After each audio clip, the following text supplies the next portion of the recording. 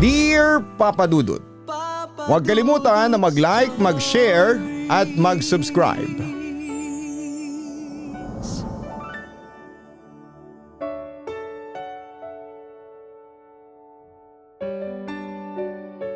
Sa malawak na mundo natin ay sari-sari din ang klase ng tao mula sa pakikisalamuha sa kanila ay natututo tayo. Mas nakikilala natin ang ating sarili dahil sa pakikipagkapwa. Ang kaso ay hindi lahat ng karanasan natin sa ibang tao ay masaya. Ikaw, ano ang iyong naranasan sa buhay na naging malaking aral pero napakapait? Dear Papa Dudut, magandang araw po sa lahat. Ako po si Kylie. Meron akong karanasan na kahit medyo mapapahiya ako sa pag-amin nito ay maganda pa ring ibahagi. Hanggang ngayon kasi ay binabalikan ko pa rin sa isipan ko ang nangyari. Naging bahagi na kasi ito ng pagkatao ko at naging mas mature ako dahil dito. Una sa lahat ay binabalaan ko ang mga nakikinig ngayon na medyo sensitibo ang kwento ko. Maganda sanang mapakinggan ito ng walang nakakarinig na mga bata. Maraming taon na rin ang namuo ang sitwasyon pero formal na nagsimula ito noong taong 2020, noong 15 anyos ako. Isa akong introvert, ako ang tipo ng tao na mas komportable na nag-iisa kesa sa sumasama sa ibang tao. Madalas akong nasa online at pag sinabi kong madalas, ibig sabihin ay halos mula pagkagising at hanggang sa pagtulog ay babad ako sa cellphone. Nasa cellphone ang mundo ko. Mula sa mga bagay na kinahihiligan ko hanggang sa mga games na nilalaro ko. At pati ang mga nakikilala kong online friends. Narito silang lahat sa maliit na device na kasya sa bulsa ko at nadadala ko kahit saan. Ang mga magulang ko ay hindi nahilig sa cellphone kagaya ko. Hanggang di keypad na phone lang ang gamit nila. Ang anak lang nila ang gumagamit ng smartphone. Papadudot kapag nasa internet ako ay para kung nasa isang pribadong espasyo sa loob ng sarili naming bahay. Isang mundong hindi pinupuntahan ng mga magulang ko. Hindi nila inaalam at lalong hindi nila naunawaan. Regular akong inaaya, Papadudot, ni Papa na samahan siya sa bahay. Mahilig siyang magbutingting ng sari-saring appliances. Ito ang hobby niya. Gusto lang niya na may tao sa paligid niya, yung presensya ko lang. Total ay nagsa-cellphone lang naman daw ako. Bakit raw hindi ko siya samahan? Kaya sinamahan ko siya kasama ng kinahihiligan kong music. Ano naman yung pinapatugtog mo, Kylie? Ano tong bahay natin, pahingahan pa ba o gagawin mo ng diskuhan? Malakas na salita ni Papa na parang nakikipagtalo sa lakas ng tugtugan. Pa, bagong uso to na kanta. Tingnan mo, 300,000 views na sa YouTube. Kaka-upload lang nito. Depensa ko. Ianin mo naman niyang sikat yung lyrics. Wala namang saysay, paulit-ulit lang ang sinasabi. Sabi pa niya. Ang cool kaya ng kanta. Napapasayaw na ako kasabay ng beats, sabi ko. Kulang na lang pati yung tenga ko sumayaw na rin sa lakas ng volume mo. Pakihinaan naman, pakiusap niya. Ay, sige na nga po, sabi ko at saka ko hininaan ang volume ng speaker. Kahit anong kanta mahanap mo dyan sa online, hindi ba? Tanong niya. Opo, sagot ko. Mahanap mo ba yung mga kanta ni Elvis? Yung maganda pa sa pandinig? Sabi niya. Ano ba naman yan? Sobrang luma na nun Alma ko. Masarap naman pakinggan. O siya. Huwag ka na nga magpatugtog. Buksan mo na lang yung TV, sabi niya. Pinatay ko yung speaker at saka binuksan ang TV. Nililipat-lipat ko yung channel at tinigil ko ito sa isang Hollywood movie na mukhang bagong labas lang. May mga superhero dito na nagliliparan at nag-aangasan.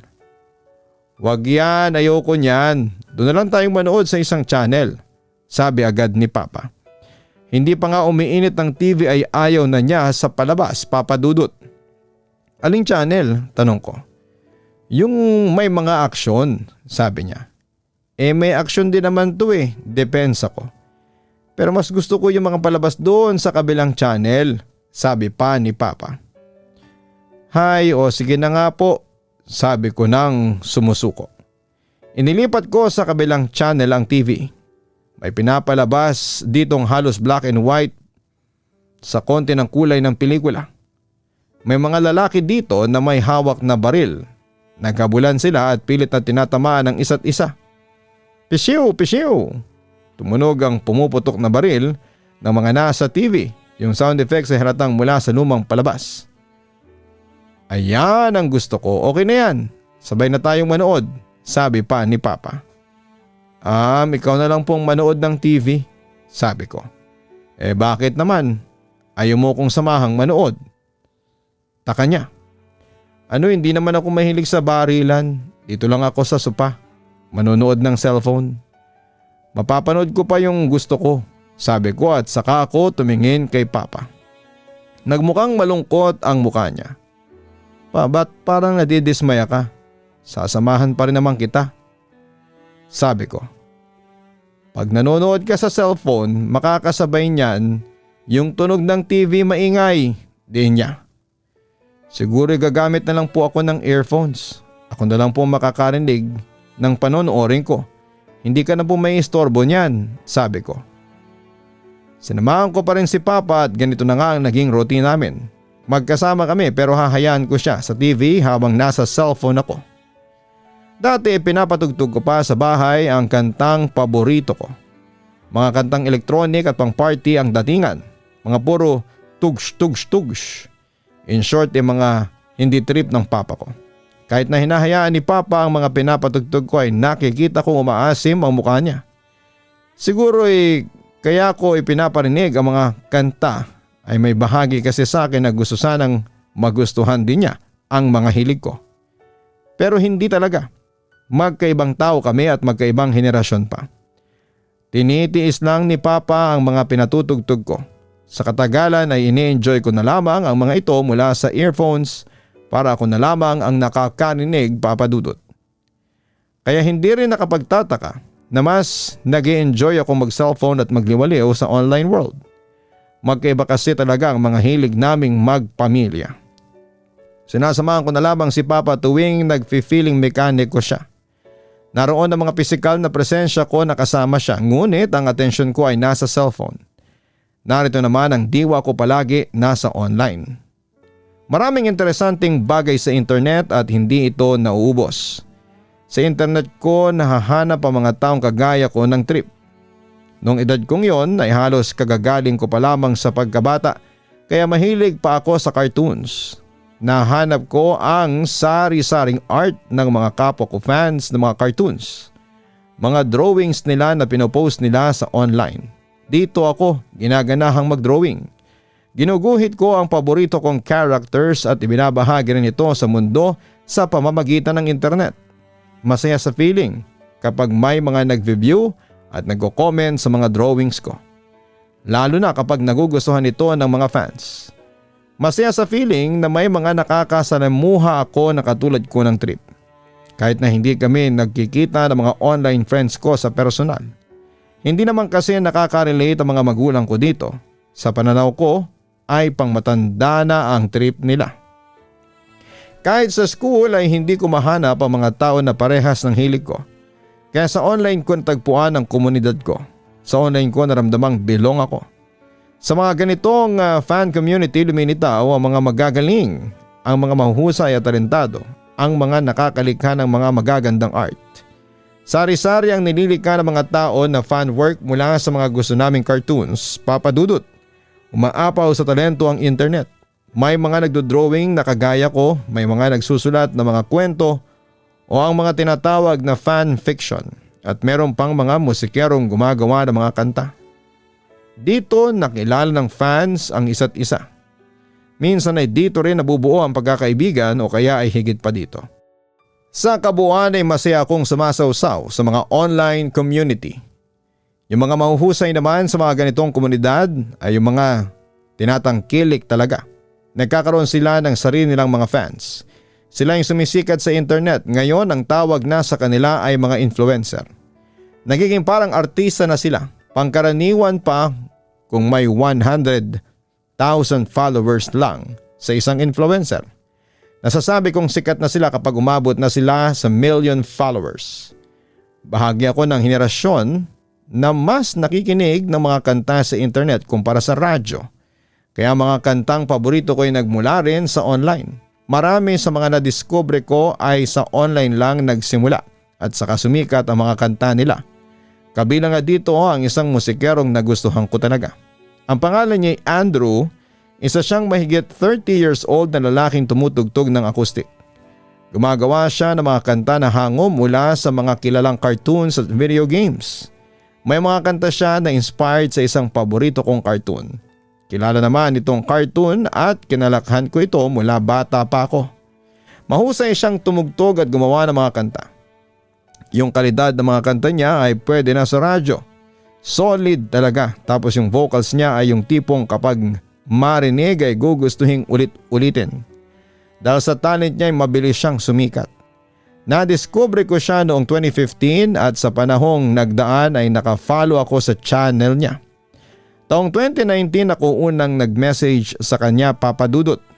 Dear Andrew, gusto ko lang pong sabihin na favorite ko talaga ang mga kanta mo. Palagi po kitang pinakikinggan mula 10 years old ako hanggang ngayon. Hindi po ako magsasawa. Ang galing mo talaga, idol. Ang number 1 fan mo, Kylie. Sabi ko sa message kasama ang mga heart emoji. At syempre ang laking tuwa ko nung nag-reply siya sa akin. Oy, maraming salamat sa suporta. Malaking bagay para sa akin ang sinabi mong yan. Kung wala kayong mga fans ko, wala rin ako. Gagalingan ko pa para sa inyo. Lalo na para sa iyo, Kylie. Love, Andrew.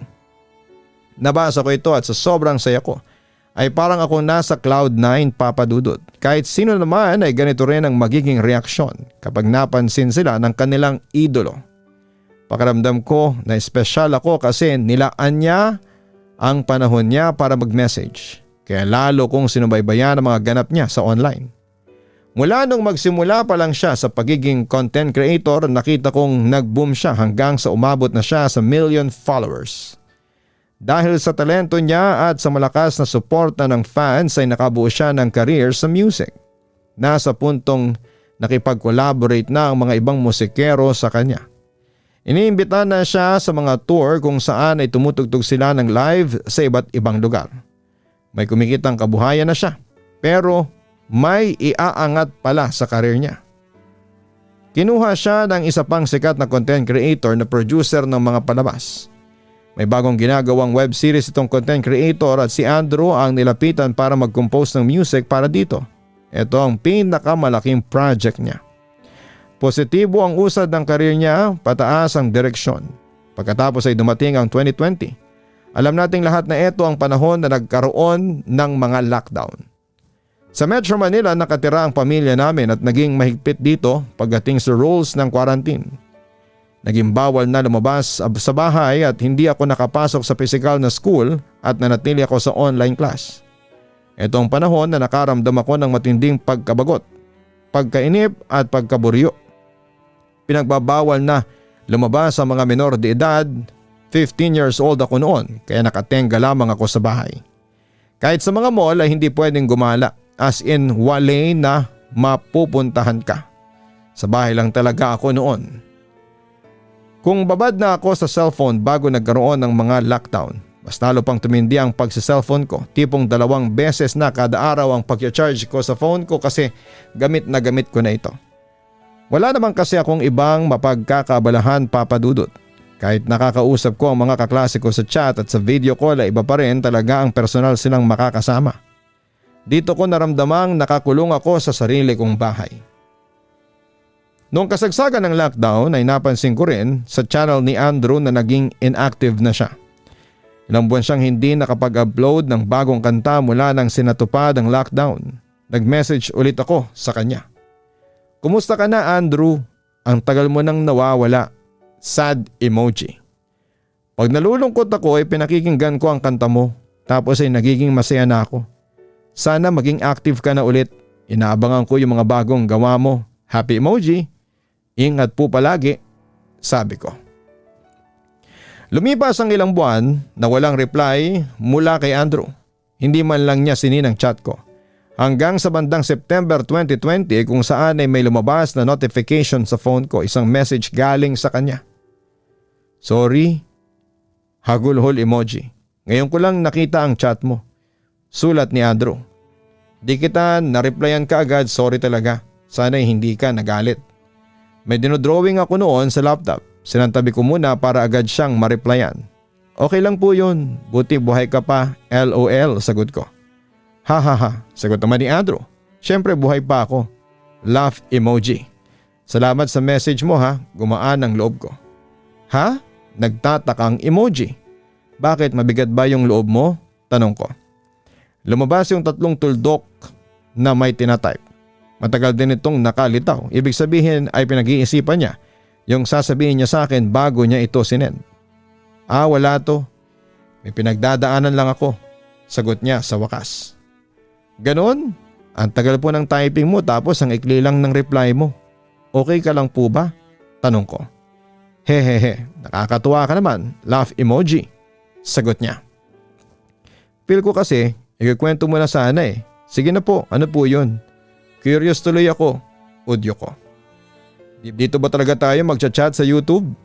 Gusto mo bang sa Messenger na lang? Pwede naman po, sangayon ko. Anong Facebook profile mo? I-add kita doon, sabi niya. Kinapi-paste ko yung link ng profile ko sa kanya. Ito po yung profile ko, sabi ko. Tingnan ko nga, sagot niya. Pagkalipas ng ilang minuto ay chinat ko siya. Nakita mo na po ba? Oo, nakita ko na. Pati yung picture mo nakita ko na rin, sabi niya. Hala, sabi ko. Ang cute mo pala, Kylie. Smile emoji, sabi niya. Nakakahiya naman po, blush emoji, sabi ko. Ba't ka naman nahihiya? Maayos naman yung itsura mo, promise, sabi niya. Talaga? Thank you po, happy emoji. Inad na kita, sabi niya. Ayun, nakita ko na po yung friend request mo ha. Ikaw po to? Ba't ganito po yung profile nyo? Laugh emoji. Di nakapangalan sa'yo, sabi ko. Oo, secret account ko yan. Alam mo namang maraming nakakakilala sa akin. Itong account ko para yan sa privacy ko. Makakapag-usap tayo dyan nang walang nanggugulo sa akin. Amin niya. I understand po. Sige, i-chat na po kita doon, sabi ko. Hindi na halata ng mga magulang ko na may kachat akong lalaki. Ang nakikita lamang nila ay nagsa-cellphone ako papadudot. Hindi naman nila alam ang ginagawa ko dito. Nakakausap ko si Andrew ng patago kahit katabi ko si Papa sa harapan ng TV. Nang simulan ko siyang i-chat ay wala naman akong romantikong pakay. Ginusto ko rin lang ng makakausap noon. Isolated ako lalo noong lockdown. Walang social life, walang mga kaibigan. Ayos lang naman sa akin na makipagkaibigan sa lalaki basta may common interest kami. Totong natuwa akong may nakakausap ako. Pakiramdam ko ay kasundo ko si Andrew at higit dito ay idol ko pa siya.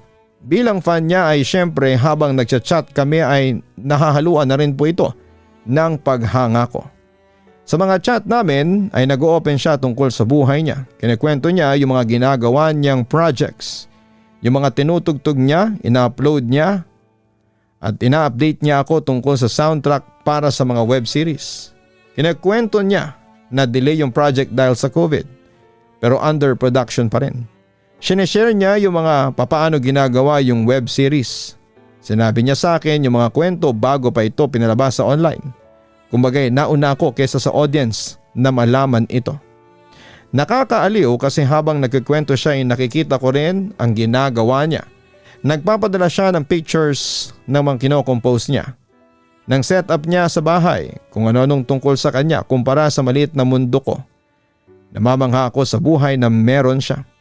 Tinutupad niya yung pangarap niyang maging musikero.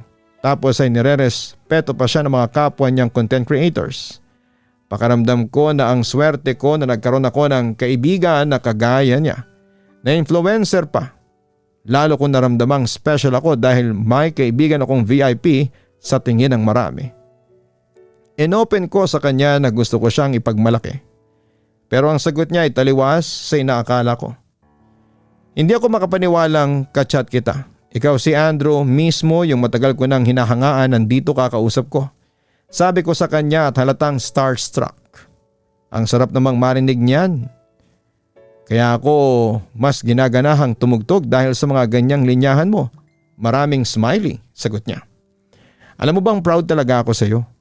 Gusto ko ngang ipagmalaki ka sa mga tao. Gusto kong ipagkalat sa lahat ng mga kakilala ko na kaibigan ko si Andrew. Tungkol dyan may favor lang ako, sabi niya. Ano yun? Sabi ko. Pwedeng sa ating dalawa na lang to? Tanong niya. Paanong sa ating dalawa na lang to? Tanong ko. I mean, sikreto nating dalawa tong chat natin. Kasi sa totoo lang ay mahirap ding maging famous minsan. Gusto ko rin naman ng privacy sa buhay ko. Gusto ko na malaya kong magawa ang mga gusto ko nang walang ibang nakatingin sa akin. Nang hindi ako nahuhusgahan. Sana maintindihan mo yung feeling ko. Di pala puro good ang nararanasan kapag sikat. May pros and cons din pala, sagot ko. Hetong kausap kita ngayon, Kylie, alam mo masaya ako. Pero ayoko makarating sa ibang tao ang tungkol sa atin. Kasi alam mo naman ang mga tao mapanghusga. Baka kung anong isipin nila.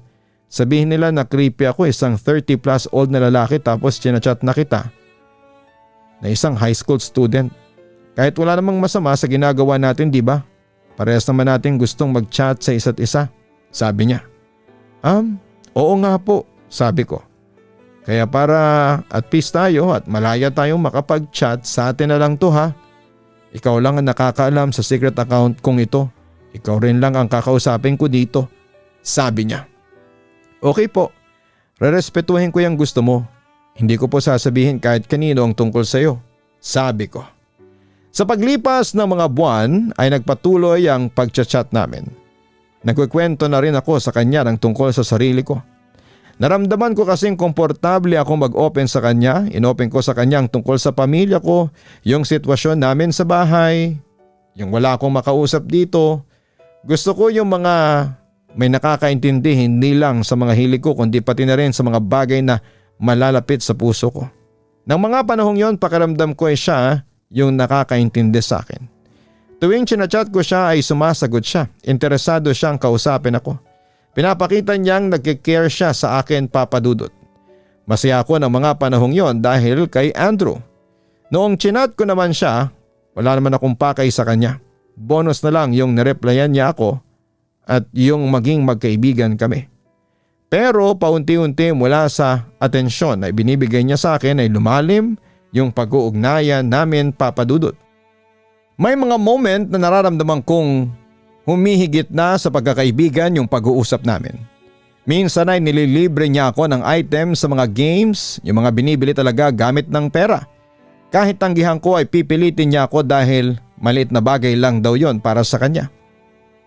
Ang mas mahalaga daw ay mapasaya niya ako. Hindi ko namalayan kung kailan ko naramdaman na parang nagkakagusto na ako sa kanya. Siguro nung simula pa lang, nakaka-inlove naman kasi ang boses at ang talento niya. Siguro nung sinimulan niya akong i-chat at pinaramdam niya sa akin na espesyal ako kumpara sa ibang fans niya. Siguro sa pang-send niya sa akin ng mga audio clips na kumakanta siya na parang hinaharana niya ako. Siguro sa mga moments na sasabihin lang niyang naaalala niya ako at nami-miss niya ako. Yung gusto na niya akong makita sa personal at makasama. Siguro nung pinapakita ko sa kanya ang mga drawing at sinasabi niyang magaganda ang mga ito. Na may talento ako, na may future ako bilang artist. Ipagpatuloy ko lang raw ang pagdodrawing. Wala kasing ibang nagsasabi nito sa akin, yung pinapalakas ang loob ko kundi siya lamang. Basta nararamdaman ko na lamang at isang araw hinahanap-hanap ko na siya. Sabi niya na nai-inspire din siyang mag-drawing dahil sa akin. Sinend niya sa akin yung mga sketch niya. Ito yung dinodrawing ko kanina, chat niya. Uy, kilala ko to ah. Sabi ko. Ginuhit niya yung sexy na babaeng karakter sa isang game.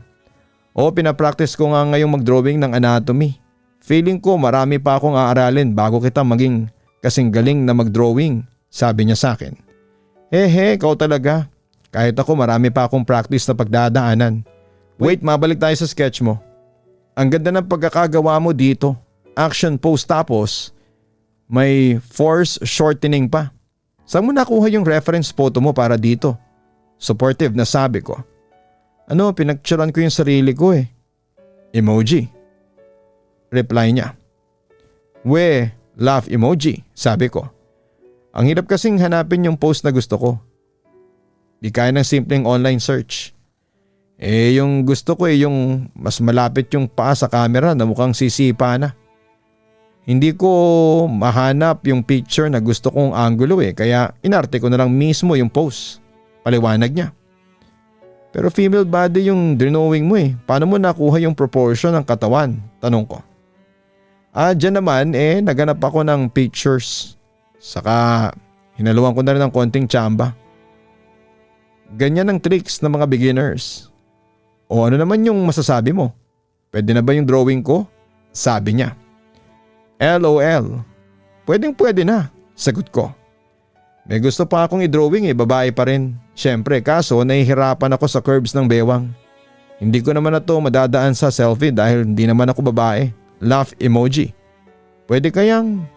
Inudlot niya ang sasabihin niya. Pwede kayang… Tanong ko. Pwede ba kitang maging reference? Sabi niya. Paano naman? Tanong ko. Pwede kang mag-post para may pagkopyahan ako. Sabi niya. Paanong post ang gusto mo? Sabi ko. Gusto ko sana yung nakasabit sa bewang yung isang kamay mo. Tapos yung mukha mo dun yung matapang, yung galit na mukhang walang makakapit sa'yo. Hiling niya. Chat ko na may kasamang blushing emoji. Pero di kita pinipilit kung okay lang naman sa'yo. Paawa emoji. Ayoko sa lahat yung ma-pressure ka sa akin. Kung may request ako sa'yo tapos ayaw mo, sabihin mo lang Kasi kung ayaw mo syempre ayoko rin. Sabi niya. Kung gusto mo po talaga okay lang naman po sa akin. Sagot ko. Talaga? Sobrang ma-appreciate ko yan kung sakali. Sabi niya. Kinuhanan ko ng picture ang sarili ko sa post na gusto niya at sinend ko ito sa kanya. Ganito ba yung gusto mo? Tanong ko. Una sa lahat ay wow as in wow. Wala akong masabi kundi isang tanong. Ba't ang ganda mo? OMG, totoo ba? Maraming blush emoji. Mukhang ewan nga lang ako Mukha ka pang ewan lang sa lagay na yan. Para sa akin pak na pa ka na. Paano pa kaya pag nag-ayos ka pa? Sigurado ako na magmumukha kang goddess. Saka wow lang talaga. Ang ganda ng curves ng katawan mo. Sabi niya. Blush emoji. Ikaw lang ang naka-appreciate sa akin ng ganito. Sabi ko. Sinasabi ko sa iyo na appreciate ko ang lahat ng nasa iyo. Yang makinis na balat mo, yang mahabang buhok mo, yang tindig mo, simula pa lang yan nang ikakapuri sa iyo. Pero yung mahilig ka rin sa games at sa music tapos ang galing mo pang mag-drawing. Sabi nila na walang tao na perfect. Ikaw ang patunay na hindi totoo ang kasabihang yun. Puro emoji na lang ang sinagot ko sa kanya. Sa likod noon ay kinikilig na ako. Salamat sa picture mo Heart emoji. Idodrawing ko to, send ko sa iyo pagkatapos. Sabi niya. Itatago ko rin tong picture mo. Ako lang ang pwedeng makakita nito, wala nang iba. Sabi niya. Pero kahit na hindi ko na yata itago tong picture mo nakaukit na yung itsura mo sa isipan ko. Oh grabe, nanggigigil ako dito sa kabilang linya ng chat. Kung alam mo lang, ang layo pa naman natin pero di na kita matitiis. Habang magka-chat kami ay nakaramdam ako ng tuwa na may halong excitement na rin. Si Andrew ang unang lalaking nakausap ko na may namamagitang something sa amin. Aaminin kong gusto ko yung mga sinasabi niya. Kahit sino naman ay matutuwa kapag na-appreciate ka. Kahit yung pagpuri niya sa mga drawing ko, sincere siya noon para sa akin. Inabot din ang maraming buwan na nagchat-chat kami bago ko naisipang tignan ang masinsina ng Facebook profile niya. Puro updates ng mga kanta niya ang pinopost niya. Sa kakascroll ko lang nadiskubre ang picture kung saan may kakbay siyang babae, ang asawa niya. May asawa na pala siya at 5 taon na silang nagsasama. Ang pangalan niya ay Sabrina. Naguluhan ako noong nakita ko ito, Papa Dudut. Sa kabila ng nasa committed relationship na pala siya ay pinaparamdam ni Andrew sa akin na mahalaga ako. Pero bakit kaya? Noong 2021 ay lumuwag ng kaunti yung lockdown kaya mas nakakalabas na ng bahay sina Papa. Kapag walang tao sa amin ay patakas kaming nagvi-video call ni Andrew. Abot na hanggang tenga yung ngiti mo Biro ko sa kanya habang nasa video call kami. Ha, masaya kasi ako Nakakausap na kita. Hindi yung sa chat lang, imbis na puro text lang yung nakikita ko nasisilayan ko na yung ganda mo. Ang ganda mo talaga. Kaya kitang titigan buong araw. Pogi ka rin naman sabi ko. Hindi na ako gumagamit ng mga salitang po at opo dahil komportable na ako sa kanya. Sure ako na marami nagkakagusto sa'yo. Tuloy ko. Siyempre, iba naman yung paghanga lang ng fans ko. Iba yung sayo. Tuwing nag-uusap tayo, pakiramdam ko ay lumulutang ako sa ere. Sabi pa niya. Yung totoo, tingin ko rin na perfect ka, Andrew. Nasa iyo na ang lahat, pati ang… Sabi ko pero napatigil ako. Pati ang… Tanong niya nang may halong biro. Lyrics ng kanta yan, di ba? Tama ba yung iniisip ko? Ngumiti ako at hindi ko siya sinagot. Kahit alam naman naming dalawa ang sagot nun. Nasa iyo ng lahat, pati ang puso ko. Kylie, may nararamdaman ka ba tungkol sa akin? Kasi ako, aaminin ko sa iyo, matagal na kitang gusto. Ang sabi niya. Totoo? Sabi ko nang puno ng pag-asa. Tingin ko ay nafo-fall na rin ako sa iyo. Hindi magkakagulo yung nararamdaman ko kung hindi rin kita gusto. Tuloy ko. Kung gano'n di totohanin na natin to. Gusto ko na makipagkita sa iyo. Ayoko nang sa online lang tayo, sabi niya. Ganito, may concert ako sa September. Kasama si Nathan. Kilala mo siya, hindi ba? Sabi niya. Si Nathan yung gumagawa ng rock music. Napapanood ko yung mga cover niya, sabi ko. Oo, siya nga, sagot niya. Magkakilala rin pala kayo, ang galing mo talaga, hanga ko. Hehe, inaya niya ako sa tour niya sa September, pwede tayong magkita nun, sabi niya. Magkano yung ticket nun? Tingnan ko kung aabot ang allowance ko sabi ko. Naku, wag mo nang problemahin yan, sagot ko ng entrance fee mo. Baka nakakalimutan mong performer mismo tong kausap mo ngayon Pinagmamalaki pa niya. Wow, mapapanood ko na kayo ni Nathan. Makikita na rin kita, sabi ko na may magkahalong sabik at kaba. At ikaw, makikita ko na rin. Sabado yon kaya siguradong wala kang pasok sa school. Punta ka Kung alam mo lang sobrang excited na akong makita ka sa personal. Ang sabi niya. Nagtalo ang mga emosyon sa damdamin ko. Nagsalpukan at nagsigawan kung alin sa kanila ang uunahin kong pakinggan. Magkahalo ang pakiramdam ko. May tuwa dahil ang pag-amin ni Andrew sa akin ay parang pangarap na nagkatotoo. May pagtataka dahil sa bilis ng pagkagusto niya sa akin. 9 months pa lamang kaming nag-uusap noon, para sa akin ay mabilis yon dahil ang friendship namin ay nabubuo pa lamang. Yung wala pa kaming pinagsamahan talaga at hindi pa kami nagkikita sa personal. Higit sa lahat ay may pangamba pa dahil may asawa na siya. Para akong nahuhulog sa isang bawal na pag-ibig. Tinitigan ko yung mukha ni Andrew sa kamera. Kylie, napatahimik ka yata, sabi niya. Ang mga salita niya ay parang karayom na tumutusok sa gitna ng naguguluhang isipan ko. May gusto lang sana akong klaruhin simula ko. Ano yun? Sabi niya. Kumusta kayong mag-asawa? Kayo ni Sabrina? Tanong kong concerned. Ba't mo biglang natanong yan? Sagot niya. Nagulat ang mukha niya at halatang hindi siya handa sa pag-usisa ko. Wala naman, siguro nagtataka lang ako. Mahal mo ba siya? Patuloy ko. Hindi sumagot kaagad si Andrew. Komplikado Sagot niya na may kasamang buntong hininga pa. Naalala mo ba dati nung nasabi ko sa iyo na may pinagdadaanan ako? Eto na yun, may problema na kasi sa amin ni Sabrina. Hindi na kami maayos. Pwede ko bang malaman kung anong problema ninyo? Tanong ko. Hay, ewan ko ba?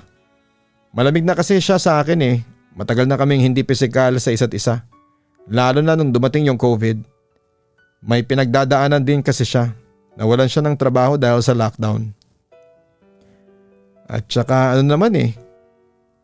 Sabi niya nang nakakunot ang mga kilay. Mukhang nahihirapang mag-explain. Alam ko na hindi naman niya kasalanan yung nagpapastress sa kanya pero mula noon, naging mainit na ang ulo niya.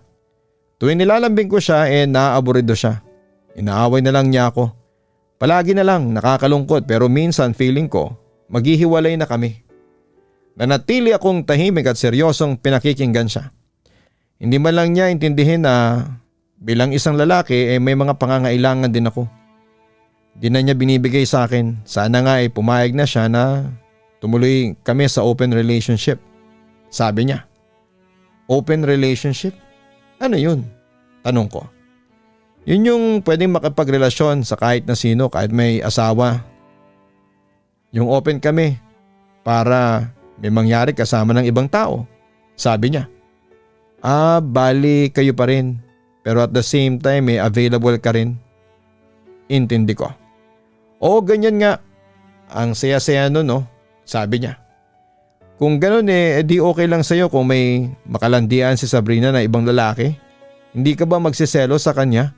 Tanong ko. Well, aaminin kong nakakaramdam ako ng selos. Ganun naman pag mahal mo ang tao, hindi ba? Mahal ko pa rin naman siya kahit na wala nang nangyayari sa amin dahil di naman sa kanya, kaya naghahanap ako ng iba. Nararamdaman kong may kulang na kasi. Hindi na ako masaya sa amin. Ngayon kasi parang magkaibigan na lang kami o parang housemate. Sabi niya. Iniintindi ko siya at ninanamnam sa isipan ko ang mga sinabi niya. Housemate, bali magkasama pa kayo ngayon sa isang bahay? Tanong ko. Sa ngayon hinahayaan ko lang na nasa bahay pa rin siya dahil wala siyang ibang matutuluyan. Sabi niya. Naawa na lang ako sa kanya kaya nasa isang bubong pa rin kami. Ang komplikado naman ang kalagayan niyo, no? Sabi ko. Sinabi mo pa? Sagot niya. Pagkatapos ay lumingon siya. Teka, naririnig kong may nagbubukas ng pinto. Si Sabrina na yun, pabulong niyang sinabi. Sabi ko. Hinarang niya yung camera gamit ang palad niya. Mamaya na lang ulit tayo mag-usap ha, bye-bye. Salita niyang mabilis mula sa pagkakataranta. Click, natapos ng video call. Sa chat nagpaliwanag si Andrew na nagsasama na lang sila ni Sabrina dahil sa obligasyon. Pero wala na raw yung love sa kanilang dalawa. Pakiramdam niya ay nakakulong siya sa sitwasyon niya kaya pinakikisamahan na lang niya ang asawa niya.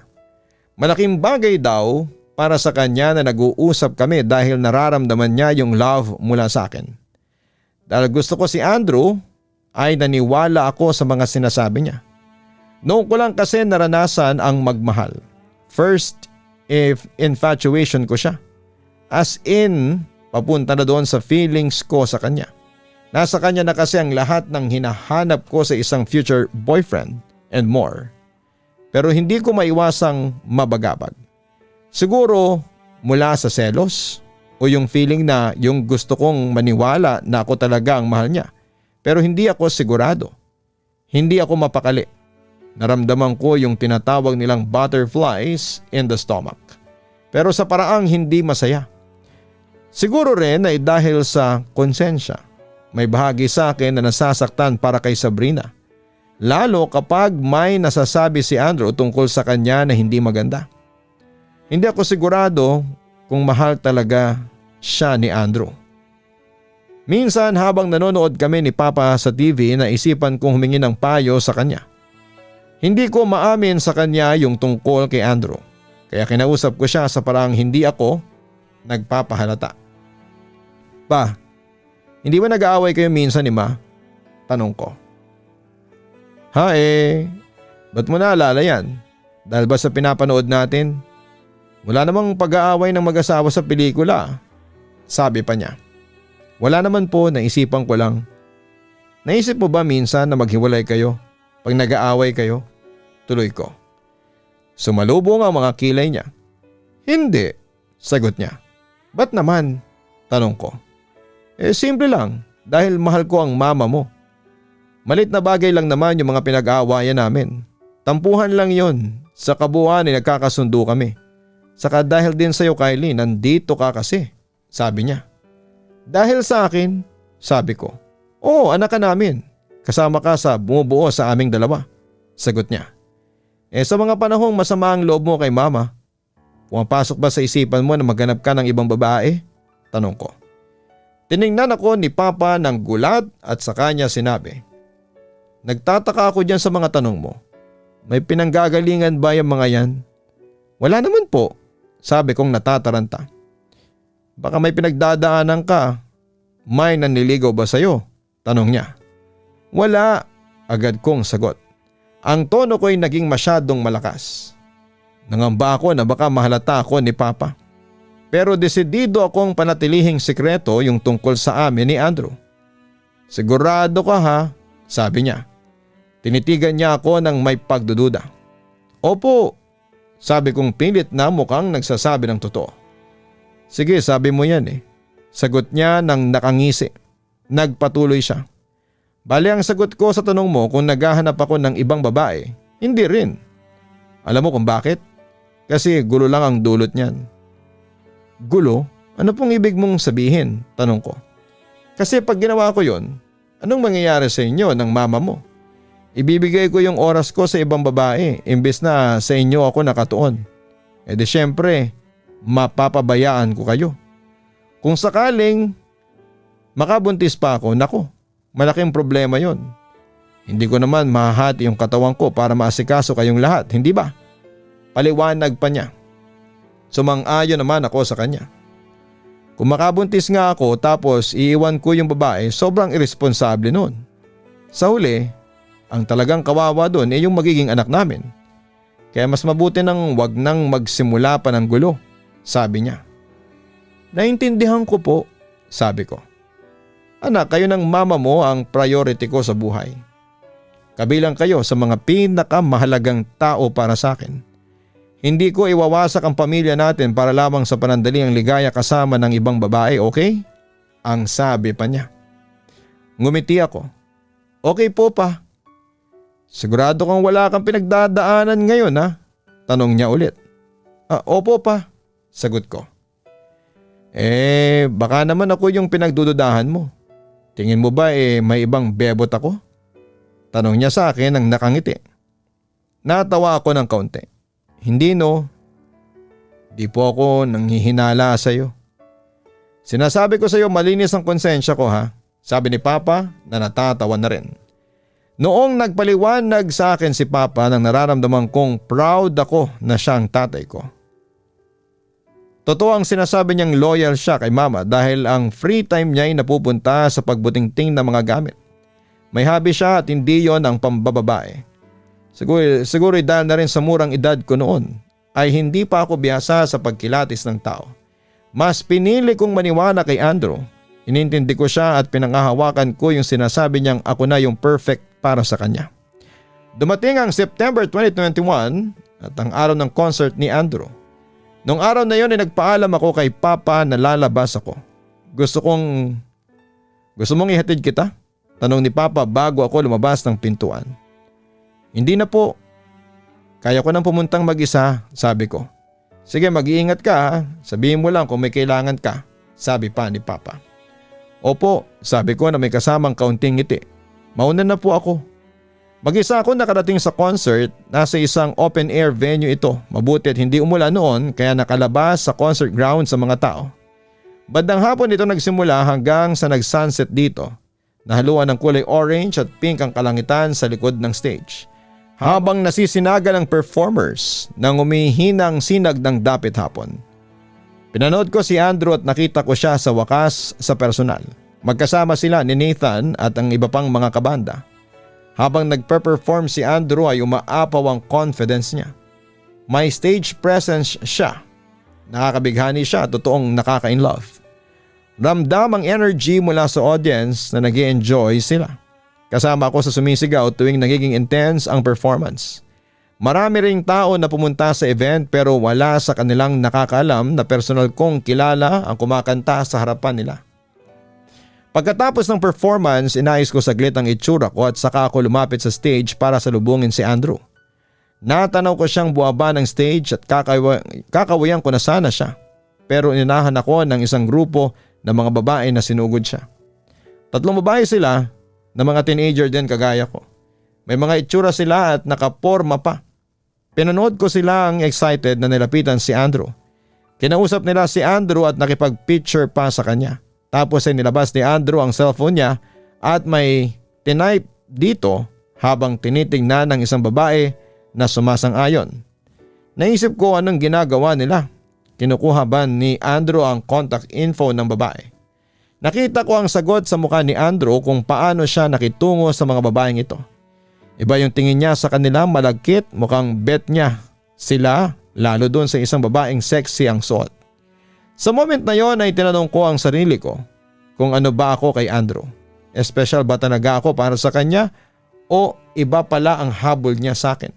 Namuo rin ang katanungan sa isipan ko. Pag matagal ko rin siyang makasama o maging kaedad ko, ang asawa niya magugustuhan pa kaya niya ako? Pinapalabas rin ba niya sa ibang mga babae na special sila para magkaroon ng tsansa sa kanila? Sa moment na yon, mula sa paharap na direksyon ng mga hakbang ay kusang umatras ang mga paa ko.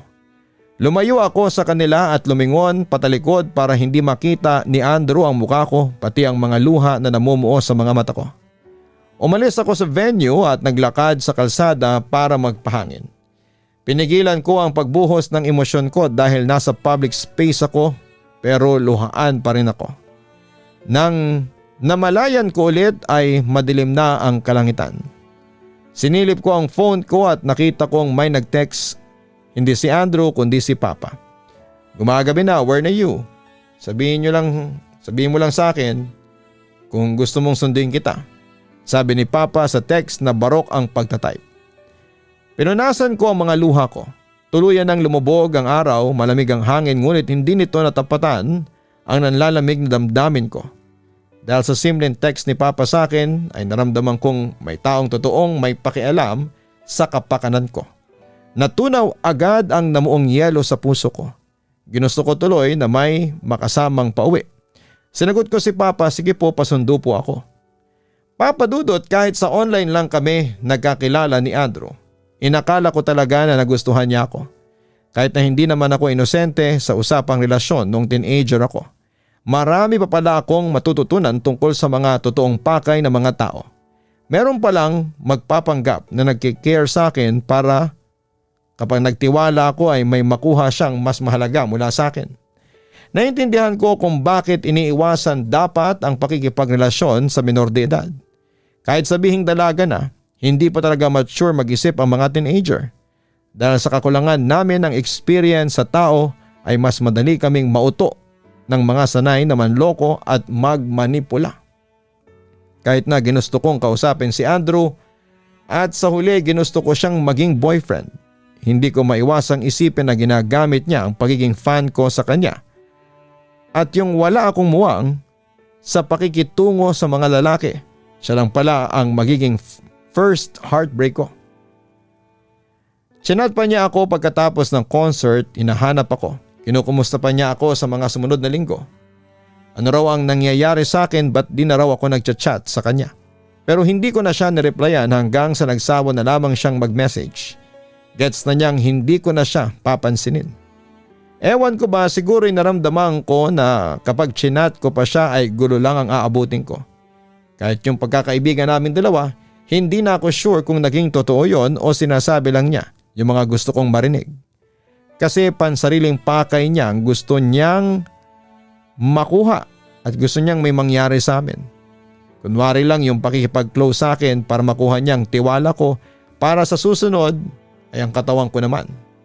Pagkalipas ng panahon ay may babaeng umamin sa social media tungkol sa pag-uugnayan nila ni Andrew. Pinost niya ang screenshots ng mga chat nilang dalawa at kumalat ito sa online. Kaedad ko yung babae kumpara nang sa akin ay mas malalaswa ang mga chat nila. Dahil na-open na ang issue ay naglantad din ng iba pang mga babae na nakachat ni Andrew. Marami pala kaming mga hinaharot ni Andrew. Puro mga fans niyang babae, magkakaidaran kami na puro mga below 18 years old. Yung mga chinat ni Andrew sa ibang babae ay yung mga sinasabi rin niya sa akin na mababangong mga salita. Dito ko lang na-realize na pambobola lang pala ang ginagawa sa akin. Nasaktan ako kasi akala ko ay espesyal ako para sa kanya. Niloloko ko lang pala ang sarili ko. Masyado ko kasi siyang hinahangaan at hindi ko kagad na-realize na hindi pala siya perfect. Hindi maganda ang reaksyon ng mga fans noong nabalitaan nila ito. Maraming nasaktan at mas maraming nagalit sa ginawa ni Andrew. Yung fans niya na kagaya kung lumaki rin sa mga kanta niya ay na-heartbroken. Hindi pala inosente ang childhood idol nila. Ang nangyari ay kinancel nila si Andrew. Hindi na sila tumangkilik sa mga kanta niya. Ayaw raw nilang suportahan ang isang online predator. Kasunod nito, inalis ni Nathan si Andrew sa banda nila. Sa YouTube channel ni Nathan ay nawala ang mga songs kung saan ay may collaboration sila ni Andrew. Tinanggal din siya doon sa web series bilang composer at hindi na ginamit ang mga kanta niya sa official soundtrack nito. Ganito pala, mawasak ang isang career, Papa Dudut. Sa isang iglap ay mawawala ang lahat ng parang bula. Tuluyan siyang tinalikuran ng fans niya. Ngayong 2026 kapag tinitignan ng YouTube channel niya ay nilalangaw na po ito. Ilan na lang ang views ng mga bagong kanta niya. Malayo sa dati na million views. Naka-turn off na rin ang comments sa lahat ng videos niya. Pinapalabas ni Andrew na gawa-gawa lang yung mga malalaswang chat na ito. Na inedit lang para siraan siya. Pero hindi naniniwala sa kanya ang fans. Alam ko rin ang totoo kasi ako mismo ay pinakitaan niya ng pakay. Masakit ang katotohanan na hindi pala perfect si Andrew. Hindi talaga perfect ang mga tao. Kahit pala ang isang taong nakakalikha ng magagandang kanta ay pwedeng magtago sa madilim na katauhan. Nakakapanghinayang na dahil lang sa kakatihan niya ay hinayaan niyang masira ang karir niya. Yung kakulangan niya ng disiplina sa sarili ang nagpabagsak sa kanya. Pakiramdam daw niya ay pinagtaksilan siya ng fans niya. Pero hindi, binabaligtad pa niya ang sitwasyon. Siya ang nananamantala sa kasikatan niya. Ginamit niya ang platform niya para sa pagte-take advantage sa babaeng fans niya. Alam niyang puro menor de edad ang audience niya dahil sa content niya at ginagamit niya ang oportunidad para mapalapit sa mga babae. Ginagawa niya ito kahit na may asawa na siya. Ngayon ay magkasama pa rin sina Andrew at Sabrina. Hindi naman pala sila maghihiwalay talaga tulad ng sinasabi ni Andrew. Style lang niya yon para ipalabas na available siyang maglandi ng iba kahit na hindi talaga. Si Sabrina naman ay loyal pa rin kay Andrew. Dito ako naloka. Yung siya na ngang niloko pero sa social media ay dinedepensahan pa rin niya si Andrew. Pinipili niyang manatili sa fantasy land kung saan siya ang totoong mahal ni Andrew at habi lang nito ang pambababae. Mag-asawa pa rin sila at magkasama sa isang bahay. Nakabulag talaga ang pagmamahal. Pwede itong gamitin ng taong mahal natin para habang buhay tayong paasahin. Mahirap gisingin ang taong ayaw magpagising sa katotohanan. Kahit lantaran na ang ebidensya. Ang patuloy na pag-asa at pagpapasensya ni Sabrina ay ginagamit laban sa kanya. Kung ako ba ang nasa kalagayan ni Sabrina ay kukonsintihin ko rin ba ang ginagawa ni Andrew? Siguro kung hindi ko naging tatay si Papa. Akalain ko normal sa lahat ng mga lalaki ang mambabae pero nakita ko sa tatay ko mismo na hindi siya ganon at masaya pa rin siya. Alam kong hindi ko kailangang tiisin ang maging option lang o simpleng pamparaos lang ng isang tao. May magmamahal sa akin sa kung sino talaga ako. At hindi lang dahil sa isa kong dalaging ding na fresh pa ang katawan. Hindi alam ni Papa ang nangyari sa akin kaya hindi niya ako naiwasan dito. Pero napoprotektahan pa rin niya ako dahil sa ehemplo ng pagkatao niya. Sa kanya ko nakita ang ibig sabihin ng isang responsableng lalaki na nagmamahal sa pamilya. Natutunan kong protektahan ang sarili ko dahil sa kanya ko naramdaman ang totoong pagkikare sa akin. Kung ikukumpara ay cheap lang yung peking pagmamahal sa akin ni Andrew. Ngayon ay 21 years old na ako, bata pa ako kung tutusin. Pero pakiramdam ko ang laki ng tinanda ko sa pakikisalamuha ko kay Andrew. Namulat ako na may mga tao palang kagaya niya yung kapag may opportunity ay mananamantala para sa pansariling interes. Kahit paborito ko yung mga kanta niya dati, hindi ko na magawang balikan ang mga ito. Pag naalala ko ang mga kanta niya ay parang may sugat na muling na humihiwa sa puso ko. Hindi ko na gustong maalala ang mga chat niya. Binaong ko na rin si Andrew sa limot hanggang ngayon.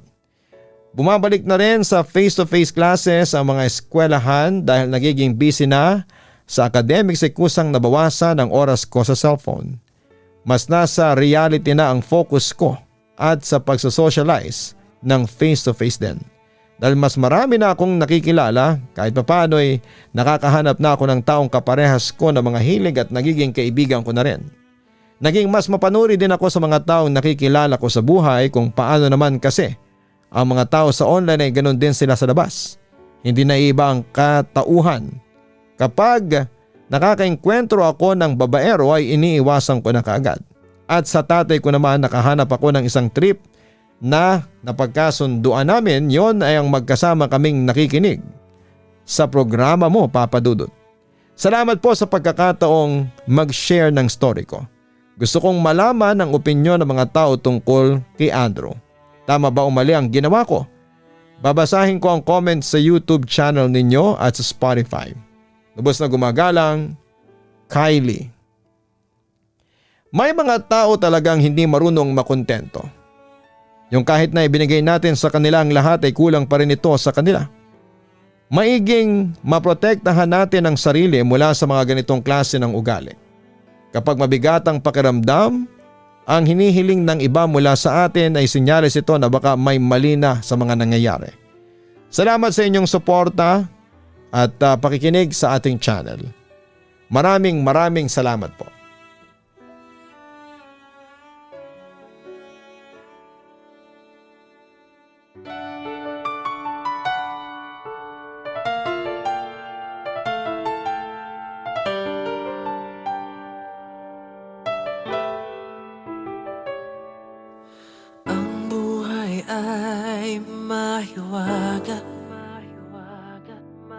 Laging may lungkot at saya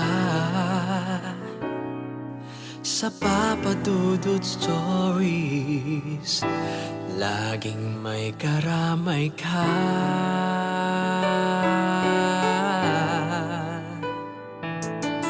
Mga problemang kaibigan, dito ay pakikinggan ka. Sa Papa Dudut Stories, kami ay iyong kasama. Dito sa Papa Dudut Stories, ikaw ay hindi nag-iisa.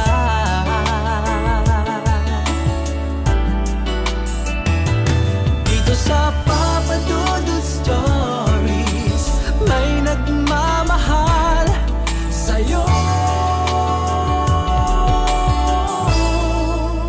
Papa Dudut Stories,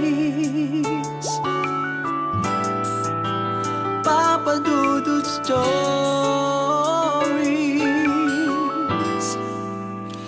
Papa Dudut Stories.